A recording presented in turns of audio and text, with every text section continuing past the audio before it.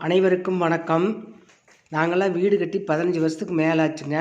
சமையல் ரூமில் எத்தனை செல்ஃப் வேணுமோ அத்தனை செல்ஃப் வீடு கட்டுறப்பயே நீங்கள்லாம் வச்சுக்குங்க. கிரானைட்டு கல்லை வாங்கி நிறைய செல்ஃப் வச்சுக்குங்க.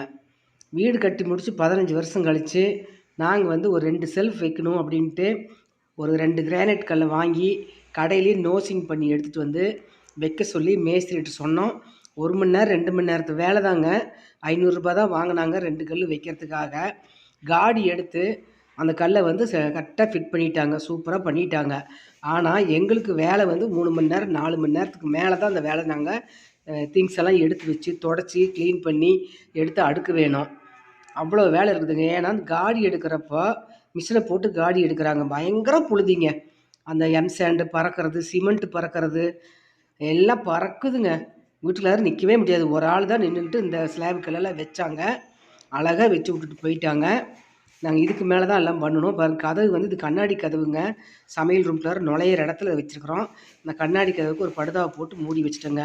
மீதி எல்லாம் செல்ஃபுக்கெல்லாம் துணிங்களை போட்டு போட்டு மூடி வச்சுட்டோங்க. தேங்க்யூ.